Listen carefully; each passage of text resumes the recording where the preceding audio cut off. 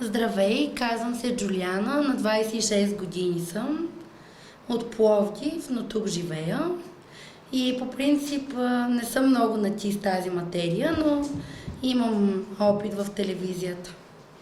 Какъв ти е опита? Работила съм година и половина в TV7 при Митко Павлов. Като ко-водеща с него. Супер.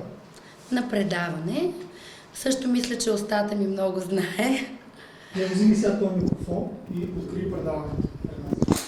А как се казва предаването? Това е важно. Използвай работното заглавие No Excuses. Добре, да стана или така? Както искаш.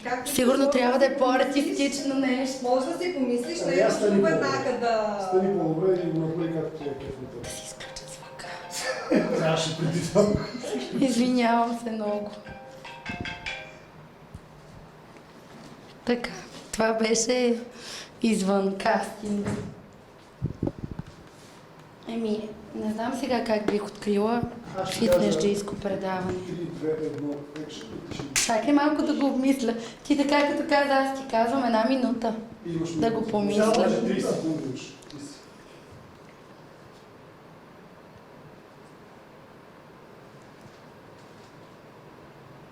То не е нужно да го мислиш, иска просто да ви кажа да откриеш. Да, съвсем свободно. Спонтанно, свободно, напиш по твоя начин на откриване. Давай. 3, 2, 1, екшен. Добър вечер, драги зрители! Искам да открия новото ексклузивно предаване, което ще гледате всяка вечер с интерес. Забравих му името, извинявам. Нищо, супер. Сега искам да го закриеш. Как свършваме края? Аз не знам дали е вечерно, но така Нищо, мисля, че... това не е вечерно. Аз го направих вечерно, да. Надявам се всичко от нас да ви е харесало, да сте останали доволни и благодарим, че през тези 45 минути бяхте с нас. Това е 45 минути са важни. Да, можеш да кажа, сме ваши, ама вече ще. Добре, седи, че имаш някакви въпроси и да ви дадеш микрофон. Да заповядайте.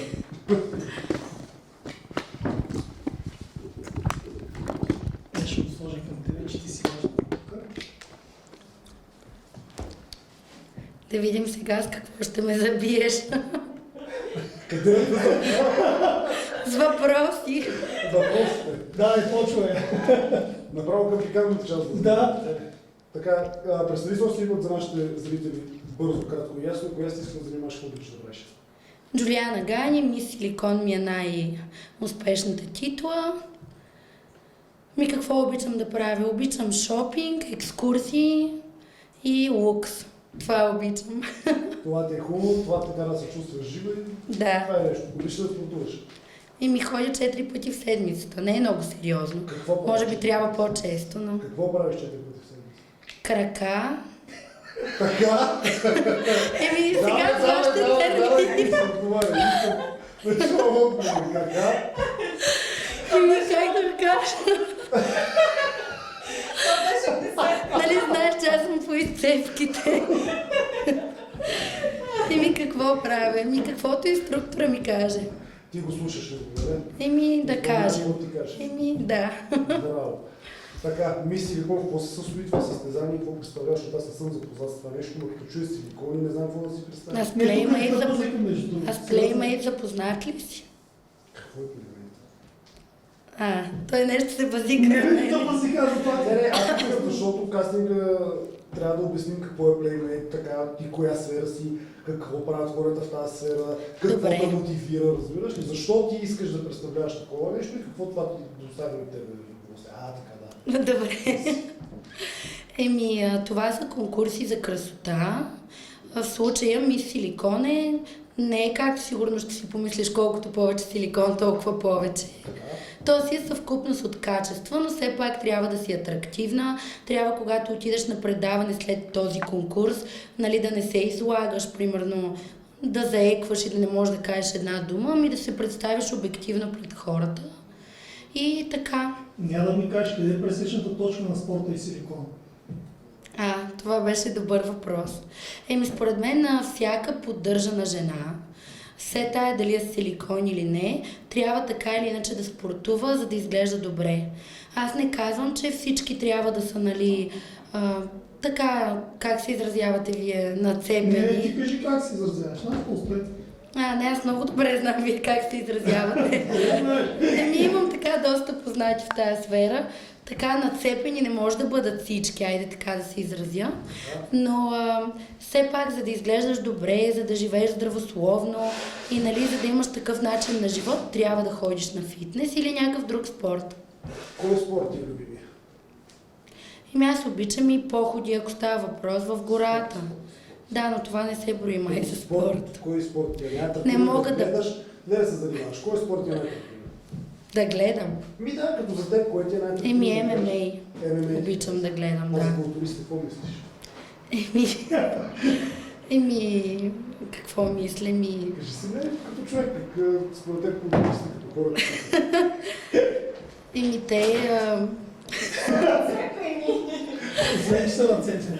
Според мен жертват много време, нали, което си е истина, много усилия, много нечовешки режими и това не е за всеки, не е лесно.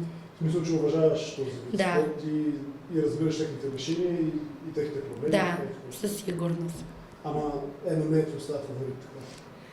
Спорно е, на кантар съм. Да, кантар съм. Да. Добре, това нещо е интересно. Какво ще наклони кантара? Какво би наклонило кантара между ММА и Мъжа. Ако мъжа в единия спорт по-ми хареса от другия мъж, веднага ще бъда примерно за културизма. Какво харесваш? Аз съм директна, прямо съм. Да, кажи, какво му харесваш да имаш? Щом е ММА и културизъм, значи търсиш и естетика, но търсиш и движение. Задължително трябва да е атрактивен, за да си отиваме, нали, сега не мога да съм с някой, примерно само след мен да се обръщат, а след него въобще. Трябва да сме такава двойка, така. Именно.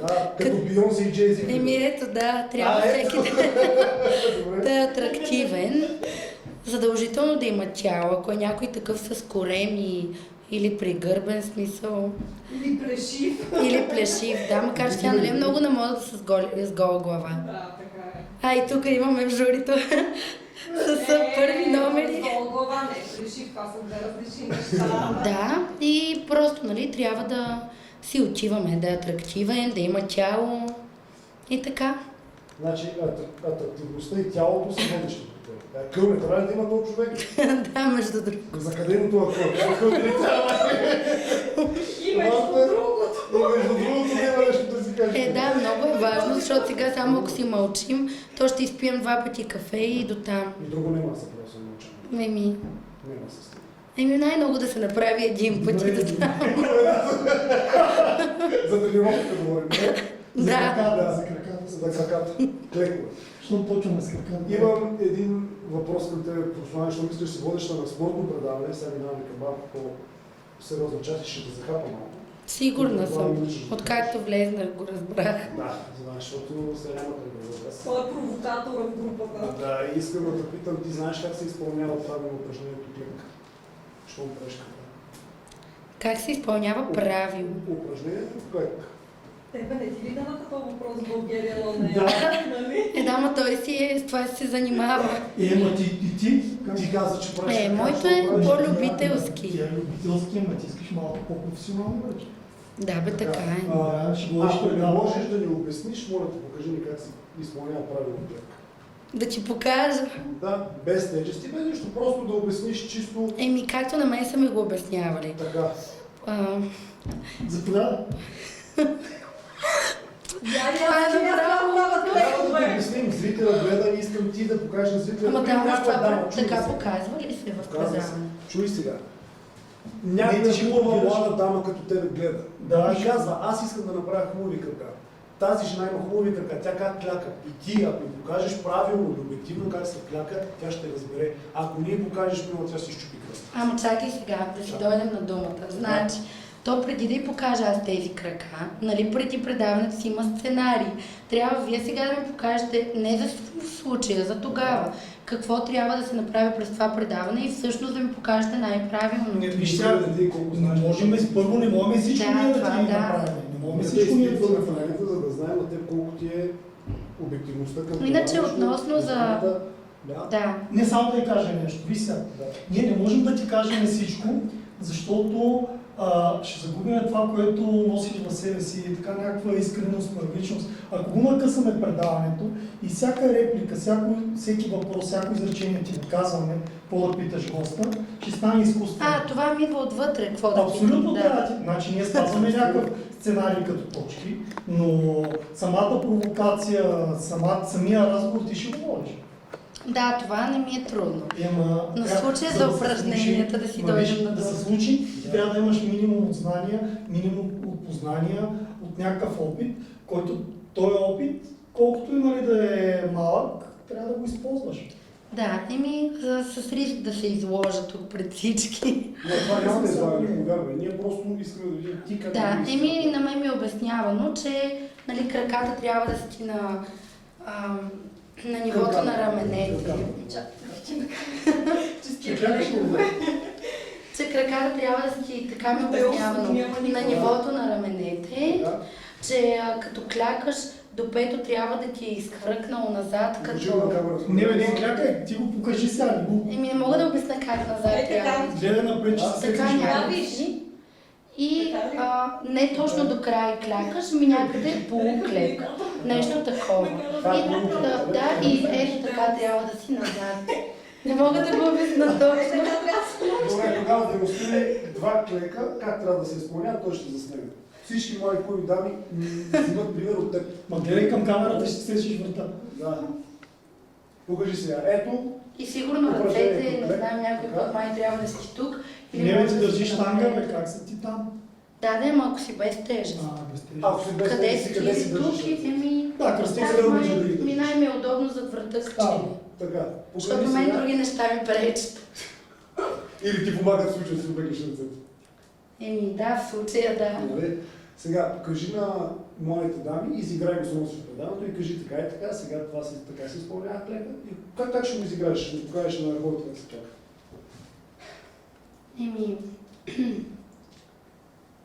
Слагаме ръцете зад врата. След това само ми помогнете с изречението какво правим назад. Това как се Чупка казва? в кръст. Добре. Хубава чупка в кръст. Значи После ще покажеш и странично на камерата как се правим хубава чупка в кръста, Точно така. след което... Брадичката нагоре. Да, брадичката нагоре, след което клякаме, но не додолу, по Ти с топчета ли си? Не. малко. Така, сега За да напрегнем какво беше мускула. Мускулът къде? Кой мускул? На крака? Ето Бедро, този. бедрения. Да, ето аз тези сега не ги знам. Нищо не са ги 4 бедрени. Помниш сега заздали странично на камерата, за да покажем как се прави съчупката. За кляка. В чуката най-добра. Тогава ги покажи, заповядай. Ето, това е чупката за кляка. И тай трябва да са отворени краката на нивото на раменете. Точно. Краката постоянно ще отвори. Като клякаш са отворени. сте? А как постоянно? После май не знам как. И как сте влязал без да Не съм се замислила. Да, задължително трябва да са отворени. Заповядай, много ми хареса. Къде се намирате? Много те представя на упражнението клека. Кое е най-екстремното нещо, което си правил за сега? Номер 25. Специално за теб лично. Ама в спорта ли или? Навсякъде. Интересува ти като личност и представяш, защото водещия, той води и е централното лице на това предаване. И нас не интересува ти като човек, какво те кара, какво те мотивира, какво така, твой начин на живот да се чувства. Най-екстремното. Най-екстремното за теб, да. Нинка, това е сложен въпрос, аз с моя екстремен живот. Нищо, точно това искам да Хората Хората не ни да интересуват. Да, Целият хората. живот, питайте кое е най-нормално. Да. Кое е правила. Виж сега, киното и телевизията обича ненормални хора, те за това са там. Да. Точно така. Както и ти не трябва да си нормален, трябва да си извадка за другите и пример за другите. И за това нещо аз искам да те чуя теб. Кое е нещо, което е мотивирало? Най-екстремното нещо, което ти се почувствала в живота, така да кажем. Кой е този момент в твоя живот? Сега последното, което ми се случи екстремно, беше снимките ми за Playboy, за корицата, защото ти знаеш, имахме скандал с тях, нали, преди години, но въпреки това сега снимахме, те ми правиха чупки в кръста, там как ти го обясни, какво ли още не. 12 часа щях да умра, направо беше нещо адско, но поне после си струваше и си сбъднах една мечта. Това беше тя тази мечта. Да снимам корицата, защото това, нали, доста сложно става. Те си една институция и много трудно можеш да снимаш. За Playboy. Да. Ти искаше да си като секс символ на естествено. Playboy е свързан с секс и с...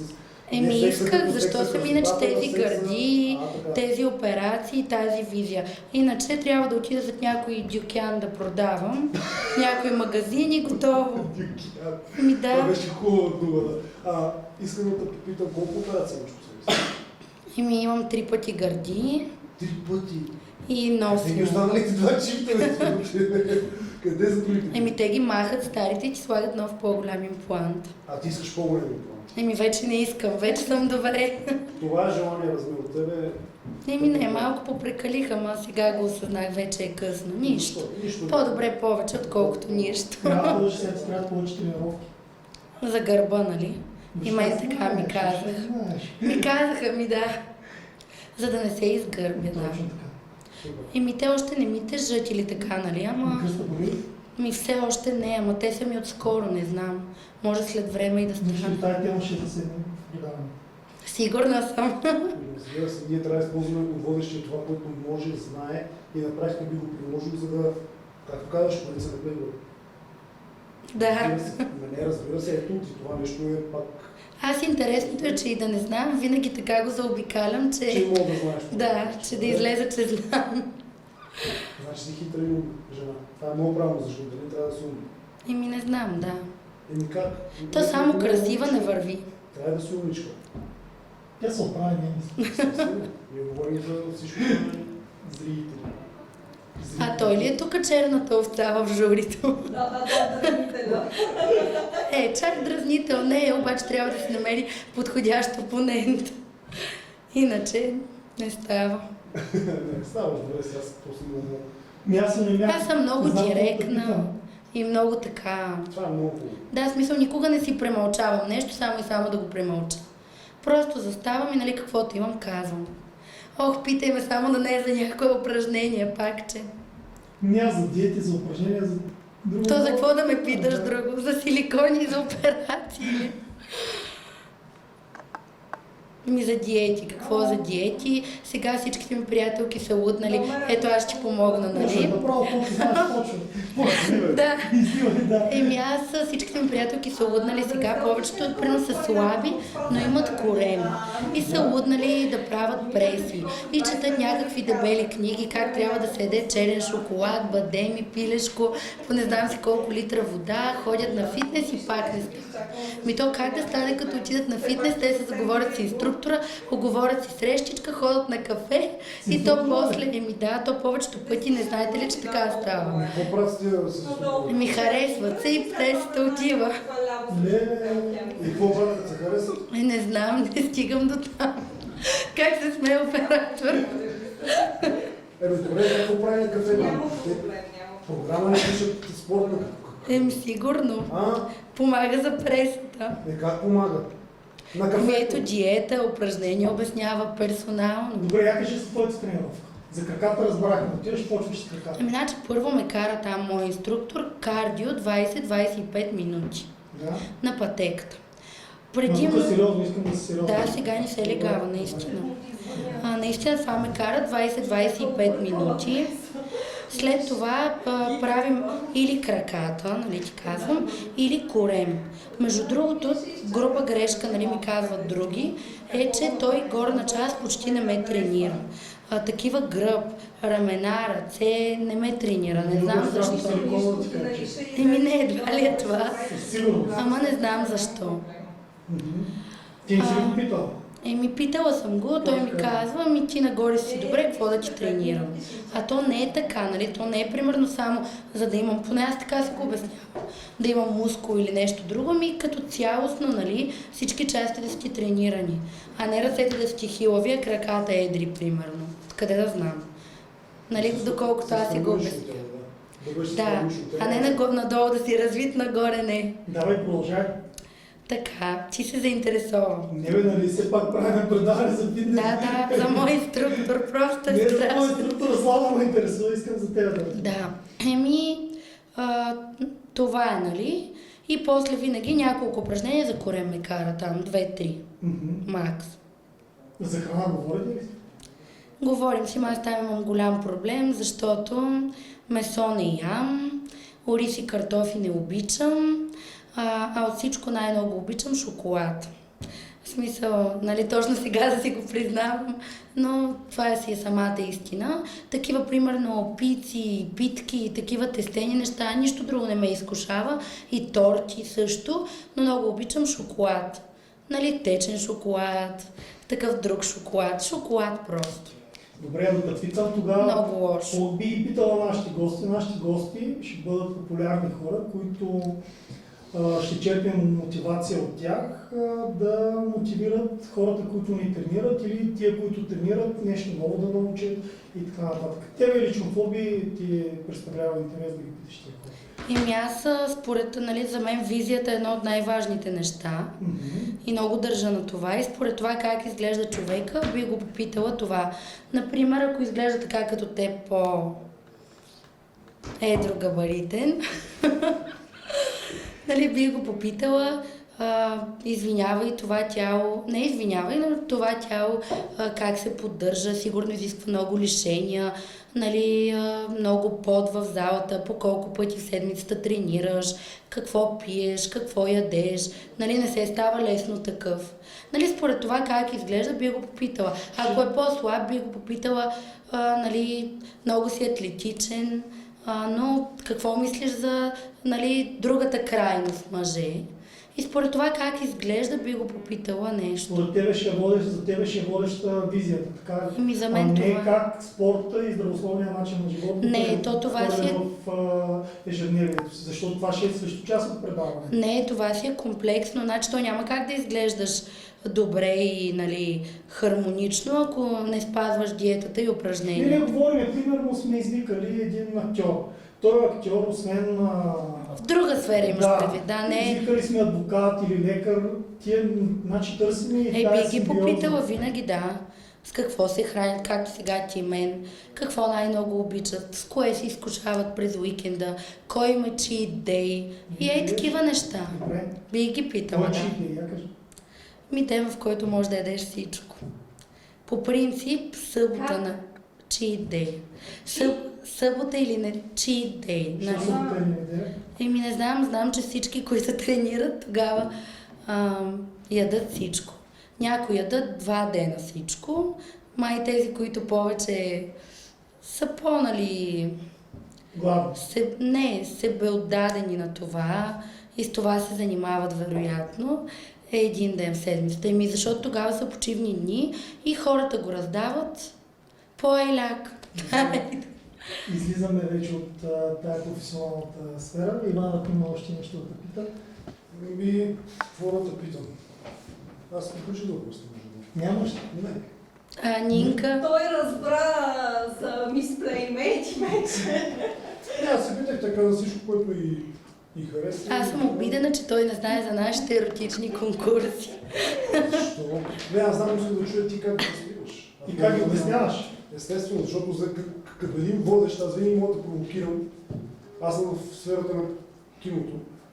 И мога да провокирам по такъв начин, за да видя хубаво отиваш на конкурса, но знаеш ли всъщност откъде почна конкурса, каква му е историята на конкурса и защо ти искаш да бъдеш на тази корица. Само да ти кажа, преди да ме блафираш още, аз имам уникална, ето Нинка може да каже, школовка при Карбовски. 5 пъти бях при него и единственото, което научих, нали, първо бяхме врагове, после приятели, вече сме приятели. Как ще станахте? Не, до там не се стигна, слава Богу. Той е толкова пиян и другиран. Между другото, той се опитваше, но не. Да, точно. За гаджета няма Той да се стане. опитваше, знаеш колко като мен да бъде гадже, ама трудна работа. Ама не му отива, не? Не, въобще не си отиваме визуално. Така. Както и да е. Но въпросът е, че научих Не от на него себе. това. Кое научи? Въобще даже. Кое научи, кажи? Научих, че когато някой ти зададе въпрос, който не знаеш, който не можеш да отговориш или който не искаш да отговориш, просто намираш начин така да го избегнеш и в същото време пак да му отговориш, но много заобиколно. Още отдалеч. Или дори... въпроси, именно. Или дори аз самата да го провокирам с въпроси. Естествено.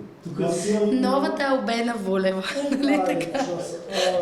Да, аз не искам да намесвам други неща, но какво мислиш за изневерата? Сега това какво още има с предаването?